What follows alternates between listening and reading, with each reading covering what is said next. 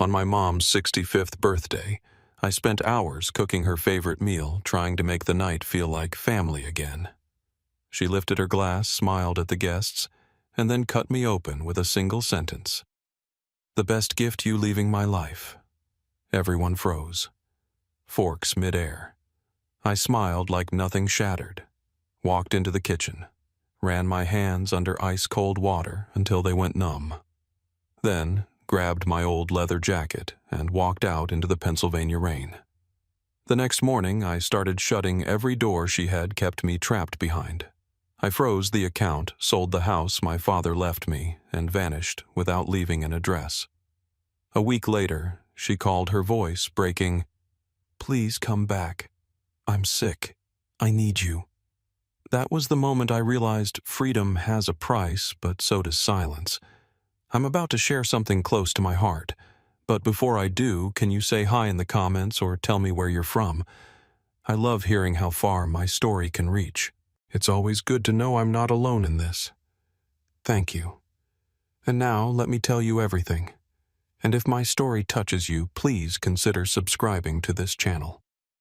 Your support means more than you know. Not just for me, but for anyone who has ever felt invisible in their own family. My name is Michael Grant, and this is my story. On my mother's 65th birthday, Pennsylvania rain stitched a gray veil over Bethlehem while I laid out a version of love that could be plated. The porch beams wore ivy like tired jewelry. The hemlock trees beyond the fence whispered in the damp, and the kitchen glowed the steady amber of the old ceiling lamp. I ironed the floral tablecloth even though Diane called it ragged every time she saw it. I liked the way its faded roses softened the oak grain my father had chosen. Steelhead trout steamed with lemon butter on the stove, carrots glossed with local honey, and a peach tart cooled near the open window where the smell of wet cedar drifted in. I tipped a bottle of Finger Lakes Pinot Noir and watched the wine coil itself into the glass like a small storm. Martha from the bridge club arrived first, perfumed in powder and peppermint. Kelly, my cousin, who always speaks in worried questions, came next. Then 2 neighbors who still introduce me as our old shortstop from the high school team. Their coats shed rain on the entry rug. Their voices rose and fell with the comfort of people who believe nights like this mean something good. Someone ran a hand over the banister and said, "This house is so solid. Look at that wood." I heard myself answer lightly. My dad chose it, letting the fact do what it has always done. Stand up for me without asking permission. Plates went down, steam lifted, and the kitchen's heat gave the illusion of safety. We sat. I carved the steelhead trout. Forks chimed against china. Diane sat at the head back arrow straight, wearing the look she saves for church and performance reviews. When her glass was half full, she tapped it with a spoon and tilted her chin toward the ceiling as if to catch applause. "Age," she said, smiling to the room, "needs freedom from what's unnecessary." The laugh line waited on her mouth. Then she turned her eyes on me and set it free. "The best gift tonight." She let the pause do the violence. "You leaving my life?" The forks hung midair. Martha coughed into her napkin. Kelly's eyes flinched toward me and flinched away. One neighbor, he's the one who used to call me the good son in the produce aisle, studied the pattern of his plate as if it concealed a map out of embarrassment. The wine inside my glass kept turning on itself. Outside, the rain wrote its private language on the porch steps. Inside my ribs, something that had always obeyed snapped without a sound. If love is staying, why does staying make me disappear? I smiled in a way that didn't involve my face and excused myself to the kitchen. The sink knob stuck, then gave. A rush of water burst bright and merciless. I slid my hands beneath it and held them there until fire turned to needles and needles to nothing. Cold is a kind of truth, simple without negotiation. I dried my fingers, took my old leather jacket from the hook, and walked through the doorway. The ivy brushed my shoulder like a reluctant hand. I inhaled the metallic sweetness of rain and hemlock sap and step by step left the performance behind. No one called my name. No chair scraped back. The door caught on a soft swell of air and shut itself with the gentlest click like a decision finally made. I crossed the porch, felt rain stitch my collar to my neck, and kept walking. The glow of our kitchen window stayed warm behind me, a small theater lamp across a wet lawn. Somewhere in the house, my father's wood kept being itself stubborn and honest in a way I wanted to be. I imagined returning in 10 minutes and picking up my fork as if nothing had torn. Their voices rose and fell with the comfort of people who believe nights like this mean something good. Someone ran a hand over the banister and said, "This house is so solid. Look at that wood." I heard myself answer lightly. My dad chose it, letting the fact do what it has always done. Stand up for me without asking permission. Plates went down, steam lifted, and the kitchen's heat gave the illusion of safety. We sat. I carved the steelhead trout. Forks chimed against china. Diane sat at the head back arrow straight, wearing the look she saves for church and performance reviews. When her glass was half full, she tapped it with a spoon and tilted her chin toward the ceiling as if to catch applause. "Age," she said, smiling to the room, "needs freedom from what's unnecessary." The laugh line waited on her mouth. Then she turned her eyes on me and set it free. "The best gift tonight." She let the pause do the violence. "You leaving my life?" The forks hung midair. Martha coughed into her napkin. Kelly's eyes flinched toward me and flinched away. One neighbor, he's the one who used to call me the good son in the produce aisle, studied the pattern of his plate as if it concealed a map out of embarrassment. The wine inside my glass kept turning on itself. Outside, the rain wrote its private language on the porch steps. Inside my ribs, something that had always obeyed snapped without a sound. If love is staying, why does staying make me disappear? I smiled in a way that didn't involve my face and excused myself to the kitchen. The sink knob stuck, then gave. A rush of water burst bright and merciless. I slid my hands beneath it and held them there until fire turned to needles and needles to nothing. Cold is a kind of truth simple without negotiation. I dried my fingers, took my old leather jacket from the hook and walked through the doorway. The ivy brushed my shoulder like a reluctant hand. I inhaled the metallic sweetness of rain and hemlock sap and step by step left the performance behind. No one called my name. No chair scraped back. The door caught on a soft swell of air and shut itself with the gentlest click like a decision finally made. I crossed the porch, felt rain stitch my collar to my neck, and kept walking. The glow of our kitchen window stayed warm behind me, a small theater lamp across a wet lawn. Somewhere in the house, my father's wood kept being itself stubborn and honest in a way I wanted to be. I imagined returning in 10 minutes and picking up my fork as if nothing had torn. I imagined never going back, as if absence could be a new language I might finally speak. At the gate, the latch bit my palm and left a crescent. I stood there long enough to hear the silence form around me, a silence with edges. Then I stepped into the street and let the rain do what it does best, make everything look like it just started. Later, the house had emptied itself of voices and performed the after-party trick of looking like a crime scene no one would report. I clicked the kitchen light to its lowest setting and let the street lamp do the rest. Pale sodium slipping across the counter, and the tart and the single glass of wine that still carried a whirl of red at the bottom. The steelhead trout had turned the color of surrender. The honeyed carrots smelled like a day that had already chosen to be over. Diane's chair sat where she had commanded from the back, perfectly straight, a posture that lingered even when she didn't.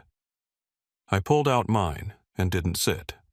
I opened the drawer where I keep my journal and let the leather fall open to a page as white and clean as a lie. The pen felt heavier than a pen has any reason to feel. I hovered it over the page, making the motion of writing without the permission writing requires. I have spent years asking permission to speak inside my own head. I set the pen down and listened to the rain worrying the porch. A few crumbs clung to the tart's sugared lid. I lifted the plate, slid the tart into the refrigerator, and let the empty plate rest on the counter instead of returning it to the cupboard where it belonged. The wine glass I left exactly where it stood, a small rebellion in the shape of a stain waiting to dry. For years I have cleaned more than dishes. I have cleaned minutes and moods, polished the air after a sigh so that nothing would catch. Not cleaning was the first true sentence I had said all night. The room arranged itself around that truth and did not collapse. I could feel the relief in my fingers. I drew the journal back to me and thumbed the inside cover. A folded slip slid out and drifted toward the floor. I caught it and saw the letterhead of a local contractor. A bill marked repairs, the kind of bill that shouldn't have arrived because I hadn't called anyone. The signature at the bottom was Diane's, a confident loop, and the account number listed was mine. My name, my money, her authorization. My scalp prickled with the sort of cold no faucet can grant. I looked toward her chair as if it might answer for her. The chair had a perfect alibi. I flattened the paper and read the dates. One aligned with my last birthday, another with the week my father's watch stopped, and I pretended not to notice. Tonight's joy had run on the same current as last year's. A circuit powered by what I never questioned. I slid the invoice into the journal, then flipped the back cover and saw written small in my own hurried hand a list that embarrassed me with its clarity. Heritage Community. Credit Union Deed Copy Desk Drawer will photocopy and file box passwords move. I couldn't remember writing it, though. The script was undeniably mine. Maybe some past version of me had planned an escape and left breadcrumbs, because he knew the future would need convincing. I clicked the light off, then on, then off again the way you do when you're timing yourself into bravery. The dark held me at an honest distance. In the glass of the window, my reflection looked like a person waiting to be introduced. I opened the fridge and tasted a fork full of tart just to prove sweetness still existed inside the house. It did. I set the fork down without rinsing it, laid the pen beside the journal, and pressed my palm to the cover as if to measure a pulse. I pictured the Heritage Community Credit Union sign 4 blocks over a tidy green, the way the carpet smells like damp paper and cedar pencils. I pictured asking to see statements with my name on them and pretending to be shocked when the numbers told a story I had already lived. I pictured Stephen Carter's office in Allentown, the cedar walls I once noticed only for their wood grain. The diploma with the Penn State University seal the ceramic mug ring on his legal pad, and felt the odd calm that comes when action finally has a shape. I stepped to Diane's chair and squared it to the table as if I could tidy power by moving a rectangle of wood. If love is staying, I said not aloud, why does staying make me disappear? The rain had softened. A car's tires sighed past on the street. I could feel the house waiting to see whether I would serve it or save myself. I turned the light out and let the street lamp hold the kitchen in its thin embrace. On the counter, the wine glass kept its small red weather. The empty tart plate reflected a faint oval of sky from the window. I touched the journal one more time, then left it there, not hidden, not announced like an invitation I had addressed to myself. When I reached the hall, I paused and looked back. The chair, the glass, the page that would be written when I decided it could be. Boundaries. I realize sometimes start as absences. An unwashed glass, a plate left out a sentence withheld from a performance that does not deserve it. I closed my bedroom door and for the first time turned the lock. The sound was not defiance so much as a new grammar. Behind the door, I lay down on the bed without undressing, shoes still damp with the night. The silence tasted like metal and rain. My hands, finally warm again, remembered the shock of the faucet and the relief of the numbness that followed.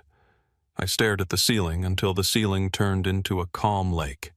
Before sleep found me, I felt the question return not as an accusation, but as a key.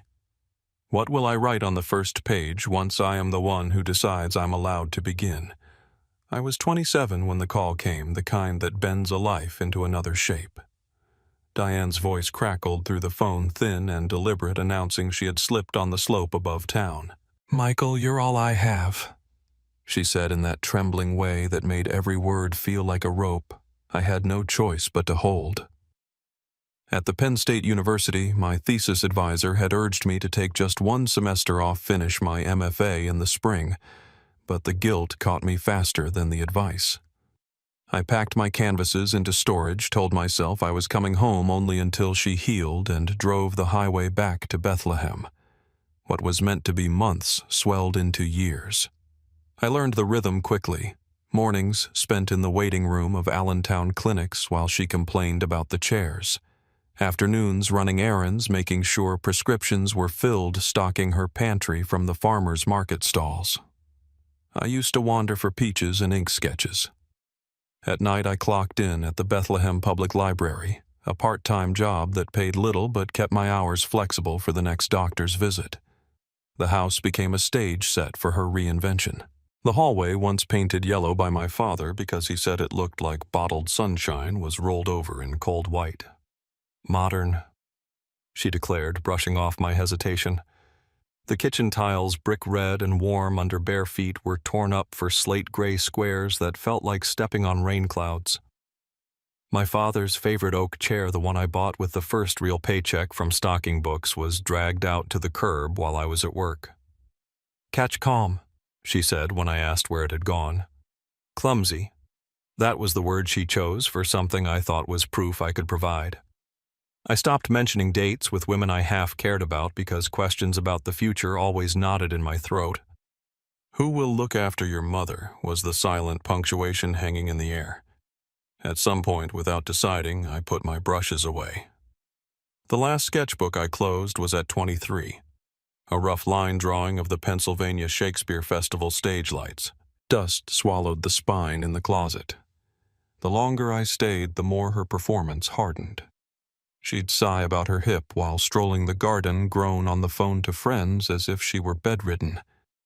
One day, filing insurance paperwork, I glanced at her physical therapy notes. Full recovery expected 10-14 weeks. She had been well years ago. What kept her frail was not her hip, but the story she had rehearsed so well that even I forgot the script's holes. In the drawer of my father's maple desk, beneath stacks of outdated tax forms, I found the photocopy of his will. My name stood alone on the deed, no mention of Diane's authority. When I asked her once cautiously, she waved it off. Technical language. "Don't worry about it." Yet I noticed she never left those papers in sight. Around the same time, I discovered the joint bank account at Heritage Community Credit Union existed only because I had opened it with my Social Security number. She was listed merely as someone permitted to withdraw an imbalance disguised as equality. Each revelation bent something inside me toward recognition. I scribbled in my journal late at night words that looked half erased. Even as they dried, I gave up so she wouldn't be alone. But am I allowed to want more than survival beside her? The pages smelled like ink and hesitation, but they were mine. Diane called the house updated. To me, it felt excavated, hollowed of every trace of warmth my father had carved.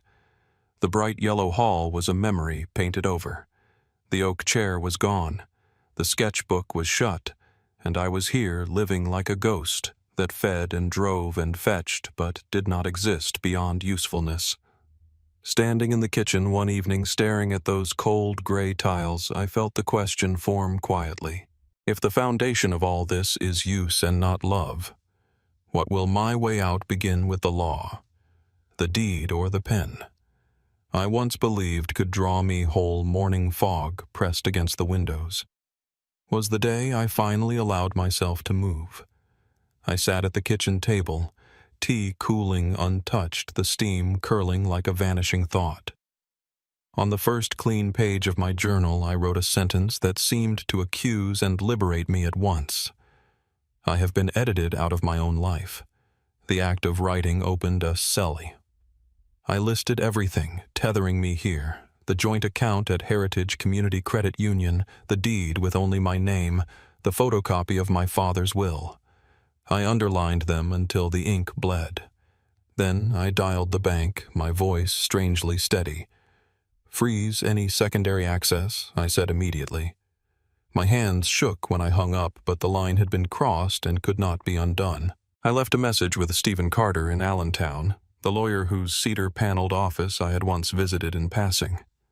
"I need to schedule a consultation." Hearing my own voice leave those words felt like stepping out onto ice that held. I opened my father's maple desk again. The hidden compartment where he used to keep emergency cash was empty, though I hadn't touched it. Diane's handprints lived in the absence. My pulse quickened. She came in then, balancing a tray with scorched toast and a cup of tea the color of rust. She set it down and said with a sigh about my birthday, "I was drunk. I was joking." Her tone was the practiced softness of someone trying on an apology like a costume. I looked at the tray, then at her. "You've been taking money without asking." The air sharpened. She straightened her back and narrowed her eyes. "We share everything. You're selfish to question it." Her voice rose, and I felt the edges of years of guilt trying to fold around me again. I stood instead, carried the tray back untouched, and walked to my room. For the first time in my life, I turned the lock. The click was louder than her voice still echoing in the hall. The next afternoon, the mailbox held a letter written on thick cream paper. Mrs. Whitaker, from 3 doors down, widowed and kinded, had written in her tilted script, "I see what you've given. You are not invisible, and you are not wrong." My throat closed, reading it. A stranger had seen the invisible weight, and for once the judgment was not against me. At the bottom she added, "Do not forget yourself." I folded the note and slid it into my journal, where the ink on the first page had finally dried. That night, Diane's voice carried through the wall, brittle and sharp, talking on the phone to my cousin Aaron. Words like ungrateful and abandoning spiked through. My other cousin Kelly texted me later accusing me of cruelty. The campaign was underway. I sat in my locked room, the letter from Mrs. Whitaker in my lap, and realized the isolation I had always felt was no longer total. Someone outside the house recognized the pattern I was choking in. In the weeks that followed, I examined the bank statements and found the withdrawals adding up to nearly $7,500 each year, disguised under repairs and maintenance. Each number confirmed what I had always suspected but never dared to claim. When I confronted Diane again, she laughed a sharp bark. "You'll never leave me," she told a neighbor one afternoon when she thought I wasn't listening. "He doesn't have it in him." I wrote her words in the margin of my journal. This time, instead of feeling trapped, I felt something else. The first vibration of the lock inside me shifting. In the silence of my room, the lock on the door gleamed in the lamplight, a small silver promise. I touched it before sleeping as if it were a boundary etched in metal and choice, and when I closed my eyes, I no longer dreamed of the white hallway or the slate floor. I dreamed of a yellow hall, sunlit and whole, waiting for me to walk through it alone. The drive to Allentown felt like crossing into another country. The rain streaked across my windshield, and the hemlock trees along the highway leaned like witnesses who had already chosen a side. I pulled into the lot where Stephen Carter kept his office, the same cedar-scented building I remembered from passing years before. Inside, the wood-paneled walls and shelves of case files breathed solidity. Stephen was in his late 50s, shoulders, squared glasses perched low, a man who spoke in complete sentences even when greeting you. He pulled out the papers I had brought, the photocopy of my father's will, the deed and bank statements I had printed at the library. He tapped each with his finger, pausing long enough for me to feel the weight. "This house is yours," he said. "Your father left it clean without loopholes. She has no legal claim to it." My chest tightened, not with relief, but with the realization of how long I had believed otherwise. Stephen leaned back. "If you want freedom, the way is simple but not easy. Cut the financial ties. Make everything yours alone. I nodded, unable to say much. His office smelled of cedar and old books like a place that had watched men wrestle with their own loyalties for decades. I signed the first form, my hand shaking slightly as if my signature could sever years of habit. When I returned home, the storm was waiting indoors. Diane was at my door, fists pounding the wood, her voice sharp with panic. "Cancel it. Undo whatever you did. Don't humiliate me like this." She sounded both enraged and frightened, a blend I had grown up mistaking for love. I opened the door just wide enough to meet her eyes. "This isn't a game," I said. "And there's nothing to cancel." Her face twisted disbelief and fury, collapsing into the familiar look of betrayal. I closed the door before the words could sink into me. The phone rang not long after. Kelly's voice, pitched high with outrage, accused me of cruelty. "She's your mother, Michael. How can you do this to her?" I listened in silence, then ended the call. A message arrived from Aaron soon after, and judgmental. "After all she's done for you, this is how you repay her." The chorus of family duty was rehearsed so well I could have mouthed the lines along with them. That night I sat at my desk with the bank statements spread before me. The numbers told their own story. Year after year, withdrawals clustered around the dates of my milestones. My graduation birthdays, even the day I was supposed to defend my thesis before I gave it up. Money pulled for repairs for bills always at moments meant to belong to me. She had been drawing from my future at the exact points I might have stepped into it.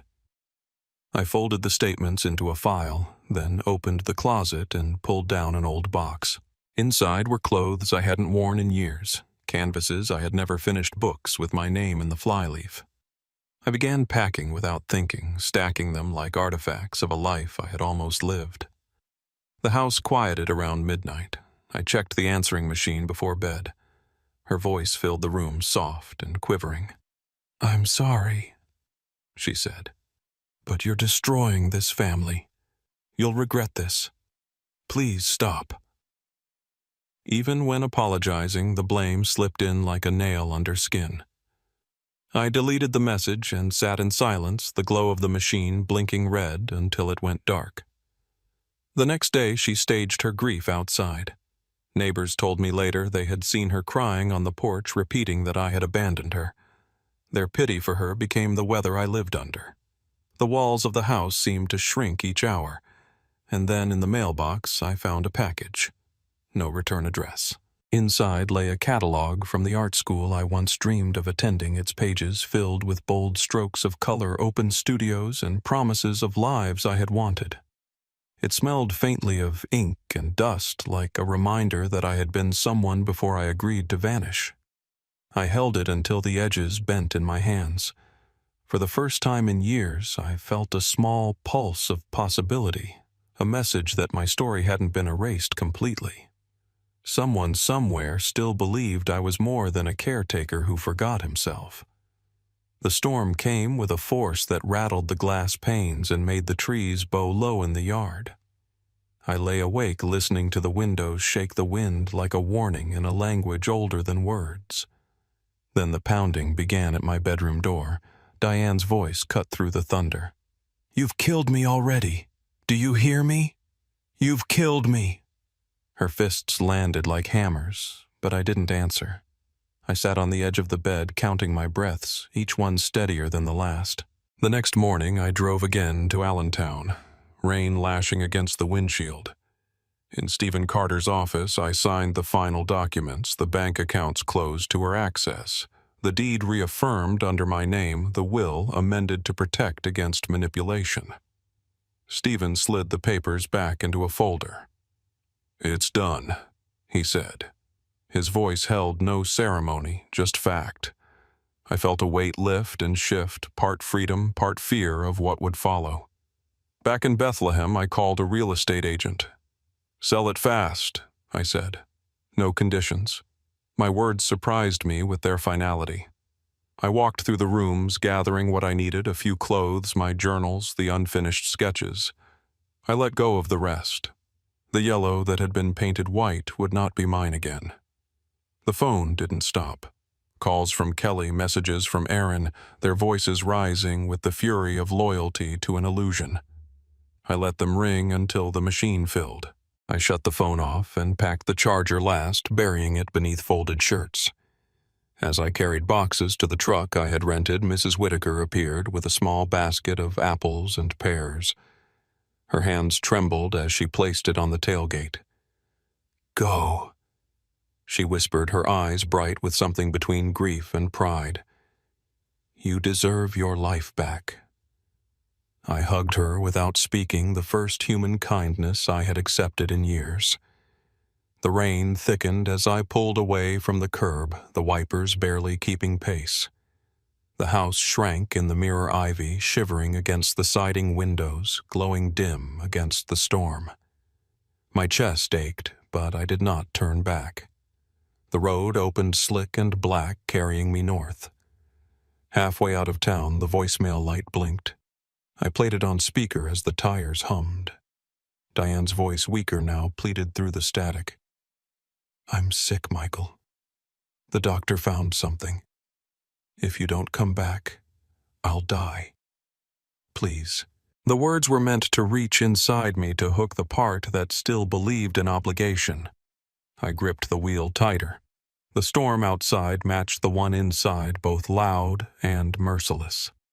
I let the message play out, then pressed delete. At a red light, I noticed a billboard on the roadside, rain streaking its colors. An advertisement for a community arts center in a small Maine town by the sea. "Open studio classes, all levels welcome," it read. My breath caught. It felt like a door cracking open, a promise waiting beyond the rain. I drove on the storm following, but no longer steering me. In the cab of the truck, surrounded by boxes of a life stripped to essentials, I whispered into the dark, "This time I choose me." The words felt strange and strong, like a vow made not to anyone else but to the self I had left waiting too long. And with the road unspooling ahead, I kept driving until Bethlehem was nothing but a name in my rear-view mirror. The apartment is small and clean, a square of light with a narrow balcony facing the gray sheet of Casco Bay. From here, I can watch ferries drift like slow decisions across the water. I hung my coat on the single hook by the door, set the last box down, and leaned my new painting against the wall. Wildflowers I didn't name, just color, and reached stems angled as if they were learning how to stand. Evening slid in like a tide. I didn't turn on the overhead. I let the room dim until the canvas seemed to glow by itself. The voicemail light pulsed. I pressed play. Diane's voice arrived thin and staged, every breath placed where pity should land. "I'm really sick. The doctor found something. Come home and I'll forgive you. Forgive like my absence had been the offense and not the cure." I paused the message halfway through, sat at the little table, and watched the flowers on the canvas hold their ground. Then I called her back. When she answered, I could hear a television murmuring and the faint clink of a spoon. "So now you pick up," she said, as if timing were the crime. I said her name once and kept my voice even. "If you're sick, I hope you get treatment and rest, but I'm not coming back to make myself small so you can feel large." Silence fell loud as breaking glass. Then she let the sharpened part out. "You'll regret this," she said. "I'll die, and everyone will know why." The old threat polished with fresh varnish. My hand shook around the phone, but the shake didn't reach my voice.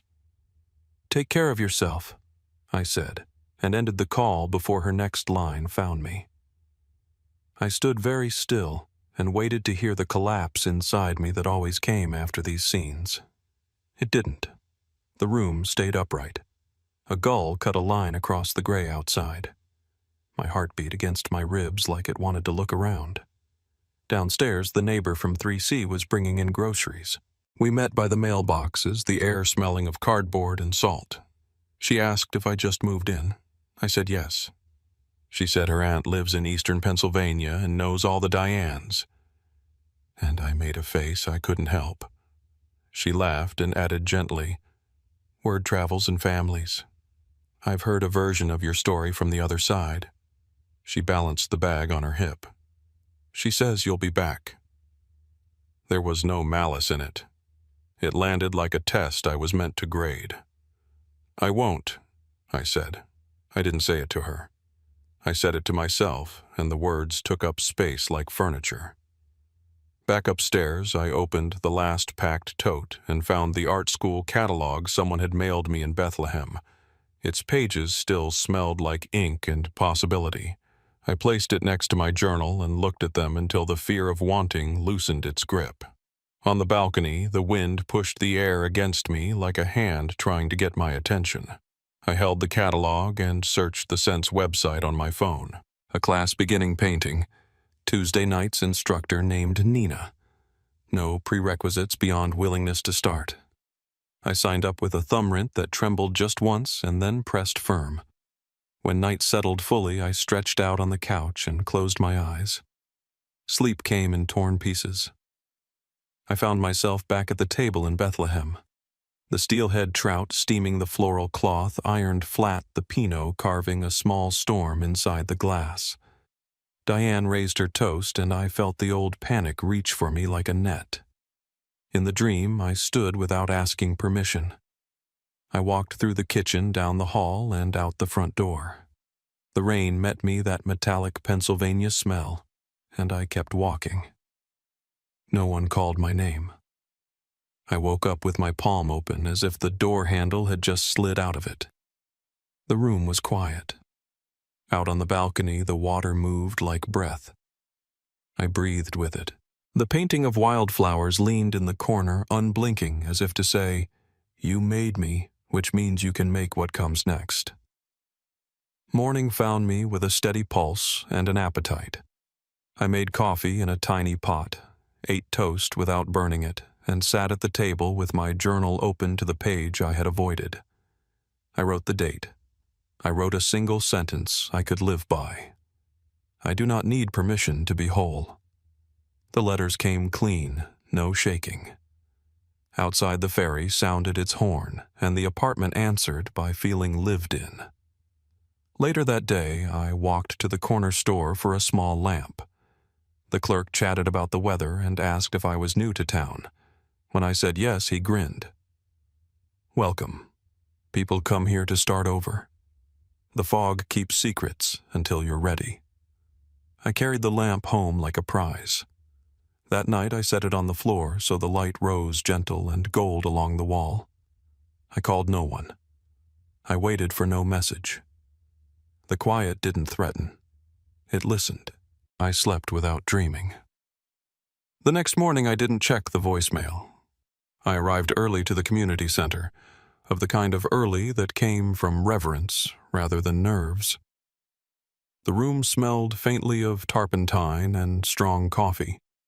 Canvases leaned against the walls, some clumsy, some bold, all unapologetic.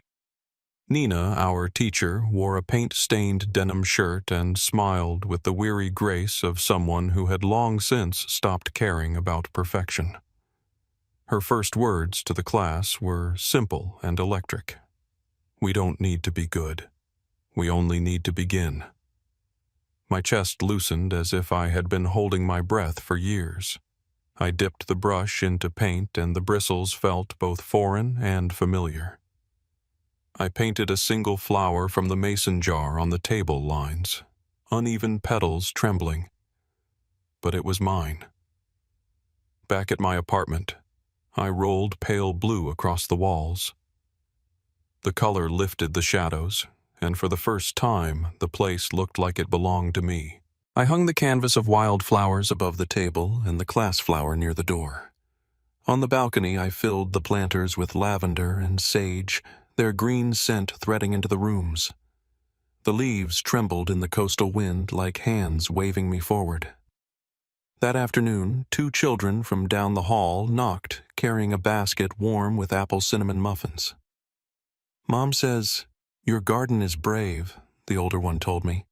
Their words landed with the weight of a blessing. I laughed, invited them to look at the canvas where I was sketching my hand holding a brush. "I'm practicing how to draw it like it belongs to me," I said. They nodded seriously as if they understood, then tore back down the hallway. When evening came, I sat by the window and pressed play on an old voicemail from Diane. Her voice poured into the room, but my body no longer tightened.